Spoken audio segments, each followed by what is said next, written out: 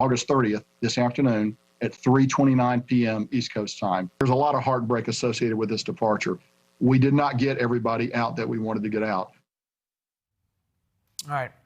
He could have said that differently. We didn't get everybody out. The commander-in-chief promised to get out just a few weeks ago.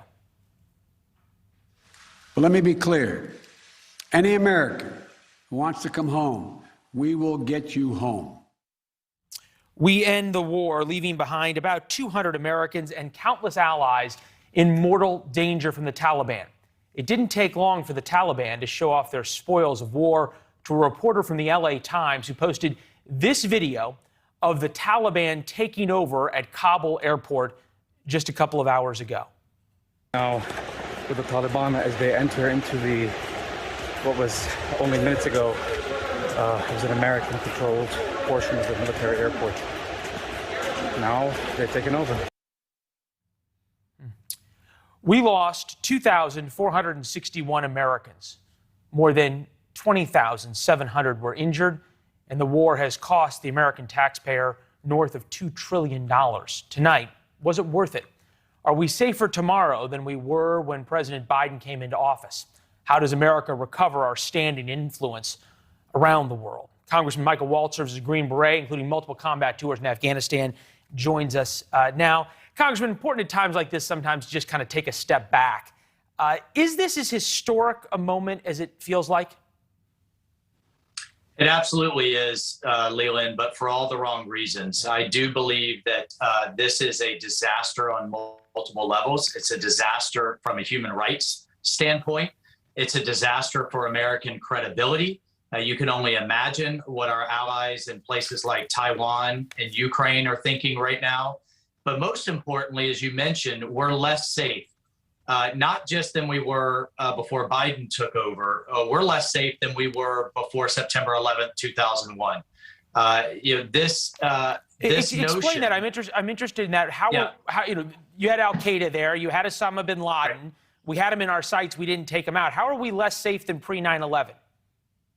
Well, because after the 9/11 strikes and we sent our special forces over, we had a Northern Alliance and local allies to deal with. We had bases in Pakistan and Uzbekistan, and we were dealing with a ragtag army. Now in the Taliban, now we have no bases. We've given them all up. Not a single country in the surrounding region, despite months of requests from our State Department, has agreed to host American soldiers. Our local allies are being hunted down as we speak.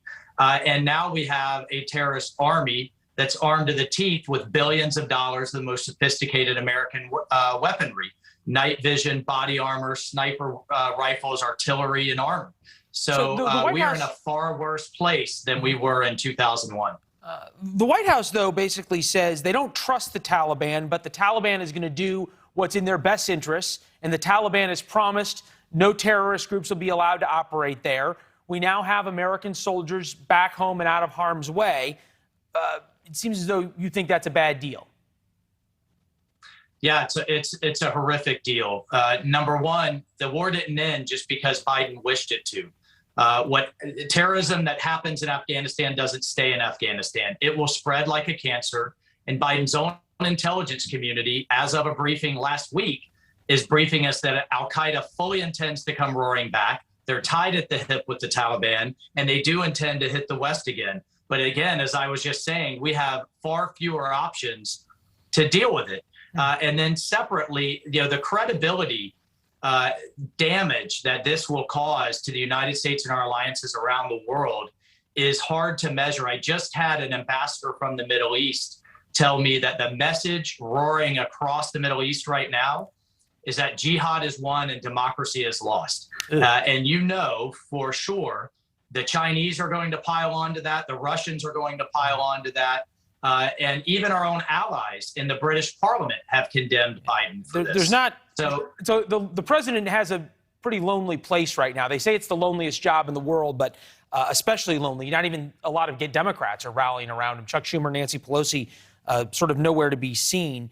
What do you want to hear from the president tomorrow, or what do we need to hear from the president tomorrow? Because the past is the past, and he's the commander-in-chief for the next 3+ years. Well, I mean, we can debate the policy of withdrawal. I believe that is a false notion of just get the troops out because, again, as long as Al-Qaeda is at war with us, it will follow us home. However, when it comes to the withdrawal itself, I want to see accountability. Somebody is going to need to step up and say, I screwed this up. We could have done this better. We could have gotten our civilians out and our allies out before all of our military assets. Kabul International Airport was not defensible sitting in a city of 4 million people and 13 Marines and soldiers are dead because of it. So I think what we want to see is some type of accountability rather than happy talk that all went well. You don't seem very optimistic you're going to get any kind of accountability out of the White House. We've already heard from a lot of reporting that Jake Sullivan stays, Antony Blinken stays, the Secretary of Defense stays, Chairman of the Joint Chiefs stays. Is there anything he could say, you think, that resets America's standing in the world? I'm stretched to think of anything that he could say that resets. He's going to provide empty assurances, but the rest of the world, our adversaries and our allies, are paying attention to our actions right now, and they just saw us abandon people from a human rights standpoint and from a national security standpoint. And by the way, I was just talking to 2 American citizens this morning that were outside the gates of Kabul with their children, and they couldn't make it in. Now we're having to smuggle Americans out, and there are hundreds of them. So every time the Taliban has a request, whether it's for international legitimacy, foreign currency, economic assistance, they can walk down the street and take another hostage, as they've done time after time. They're holding an American hostage right now, Mark Frericks, Navy veteran. Is he free to go? I would think not. So he's definitely not free to go. The Harkawi network has him. Congressman, we got to leave it there, but we appreciate it. Thank you for joining us. Thanks, Leland. Good to see you.